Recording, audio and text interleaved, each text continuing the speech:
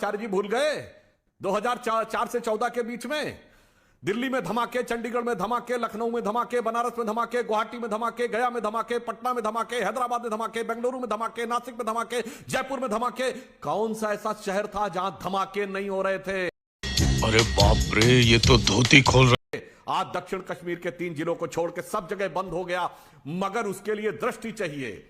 आचार्य जी, आप तो अगर आचार्य हैं तो आपने पढ़ा होगा दर्शन, दृष्टि सृष्टिवाद। जैसी दृष्टि वैसी ही सृष्टि दिखाई पड़ती है आपको। अफसोस आपको दिखाई नहीं पड़ रहा, और आज आपके मुंह से एक सत्य निकला, इस बात के लिए मैं आपको स्वीकार करता हूं। आपने कहा कि कश्मीर में हिंदुओं का कत्लेआम कब तक रहेगा। अफसोस कि आज तक कांग्रेस ने कभी नहीं कहा। दुख की बात है जिस कश्मीर में आईएसआईएस के झंडे दिखाए जाते रहे। नहीं, मैं इसको काटता हूं। नहीं सुधांशु, मैं इस बात को काटता हूं। सिर्फ हिंदुओं का कत्लेआम नहीं हुआ, वहां सिखों को भी मारा गया। अच्छा, छत्तीस सिंह पुराओ, और इस बारी भी वहां पर आईडी मांगे गए। कौन हिंदू है, कौन सिख है? नॉन मुस्लिम को मारा गया है कश्मीर के अंदर। यही टेररिस्ट ने वहां पर किया है। वहां पे अगर आप नॉन मुस्लिम थे तो आपको मार दिया गया है। वहां हमारी सिख बहन को मारा गया, हमारे हिंदू भाई को मारा गया, मारा गया। और जब जनाजा निकला उनका, जब मैयत निकली उनकी, तो वहां पर मुसलमान भी रो रहे थे। सत्य यह भी है, वहां कश्मीर का आम मुसलमान नहीं चाहता ये हो। अगर कश्मीर की बात हो रही है तो कश्मीर का आम मुसलमान नहीं चाहता ये हो। वहां पर हिंदू और सिखों को स्ट्रेटेजिकली 1990 के बाद बाहर कर दिया गया है। आचार्य प्रमोद कृष्णम, आप बोलिए 40 सेकंड, फिर राशिद अलवी जी आप। आचार्य जी। अमीर जी, उन लोगों के लिए हिंदू और सिख में कोई अंतर नहीं है। सवाल सुधांशु जी, मैं आपसे, अरे भाई मैं तो जवाब दे दूं, आप तो बहुत लंबा बोले थे भाई। ये जो कश्मीर मेरी नहीं, आप जवाब देंगे नहीं, आप नहीं देंगे जवाब, मुझे मालूम है। आचार्य जी 40 सेकंड टाइम लिमिट को मेंटेन करते हुए। सुधांशु जी,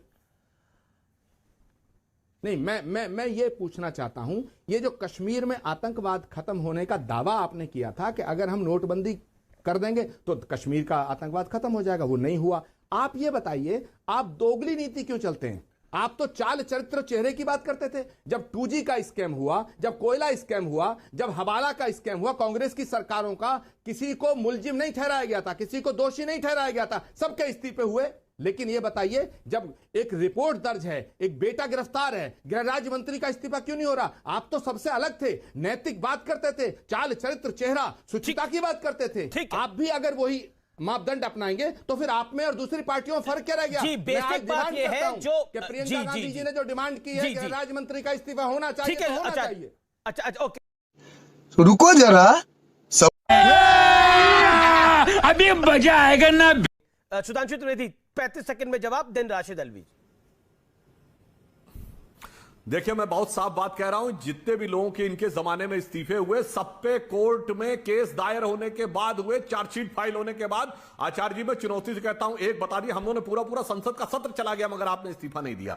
और अगर आप ये बात कहते हैं तो फिर मैं ये भी याद देना चाहता हूं कि अगर आप लोग ये कहते हैं कि राजनीति में आरोप के ऊपर इस्तीफा, अरे आपने तो अपराधियों को लाके प्रायोजित करके राजनीति में स्थापित किया है।